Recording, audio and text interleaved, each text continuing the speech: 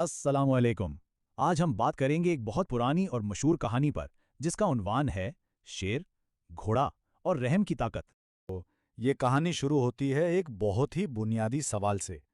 क्या ताकत ही सब कुछ है? क्या जिसके पास जोर है, जीत हमेशा उसी की होती है? चलिए देखते हैं कि ये कहानी इस सवाल का क्या जवाब देती है। तो तसव्वुर करें एक घने हरे भरे जंगल का, जहां हमारी कहानी के दो किरदार रहते हैं। दो ऐसे किरदार जो एक दूसरे से बिल्कुल अलग थे। एक तरफ जंगल का बादशाह और दूसरी तरफ एक बहुत ही बहादुर और तेज रफ्तार जानवर। तो एक तरफ है शेर, जंगल का बादशाह, बहुत ताकतवर और ऐसा कि सब उससे डरते हैं। और दूसरी तरफ है घोड़ा, जो खूबसूरत है, बहुत तेज भागता है और सबसे अहम, बहुत बहादुर है। यहीं से ताकत और बहादुरी का टकराव कहानी की बुनियाद रखता है। और फिर आखिरकार वो दिन आ ही गया जब इन दोनों का आमना सामना हुआ। और ये कोई आम मुलाकात नहीं थी। ये एक ऐसी मुलाकात थी जिसने जंगल का सारा माहौल ही बदल डाला। शेर अपने पूरे गुरूर के साथ धाड़ कर कहता है, मैं जंगल का बादशाह हूं, तुम्हें मुझसे डरना चाहिए। मतलब यह सिर्फ एक बात नहीं थी, यह तो सीधा सीधा ऐलान था अपनी बादशाहत का। वो चाहता था कि उसकी ताकत का खौफ सब पर तारी रहे। लेकिन घोड़े का जवाब वो तो बिल्कुल ही अलग था। हैरानकुन तौर पर पुरसुकून और समझदारी से भरा हुआ। उसने कहा, डरना तो चाहिए, मगर हर ताकतवर के पास अकल का होना भी जरूरी है। यानी उसने शेर की ताकत को नहीं, बल्कि उसकी अकल को चैलेंज कर दिया। अब जाहिर है ये बात शेर को कहाँ हजम होनी थी। उसकी अना को ठेस पहुंची। और जब अकल का जवाब नहीं होता तो फिर गुस्सा ही आता है। बस उसने अपनी ताकत के नशे में चूर होकर हमला कर दिया। और अब आता है कहानी में एक जबरदस्त मोड़। यहाँ पता चलता है कि घोड़ा सिर्फ तेज ही नहीं, बल्कि कितना अक्लमंद भी है।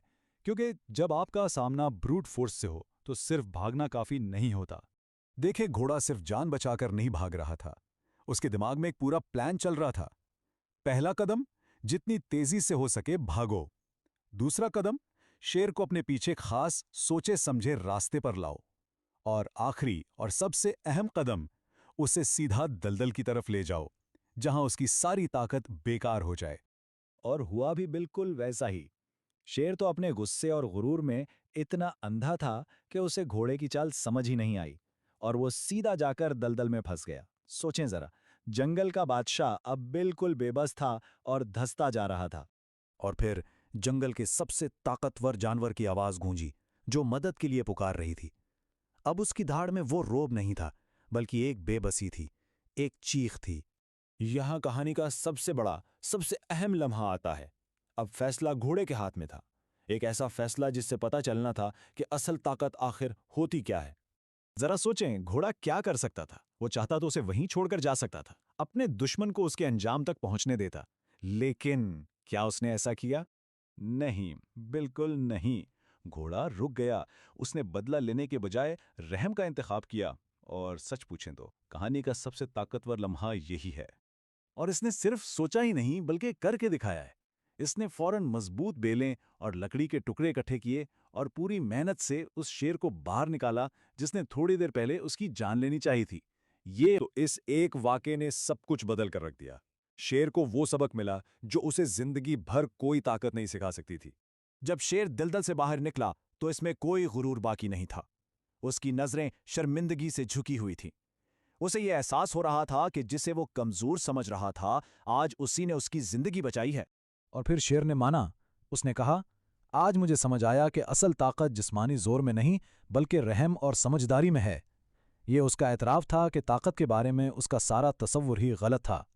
और बस उस दिन के बाद से वो दोनों पक्के दोस्त बन गए।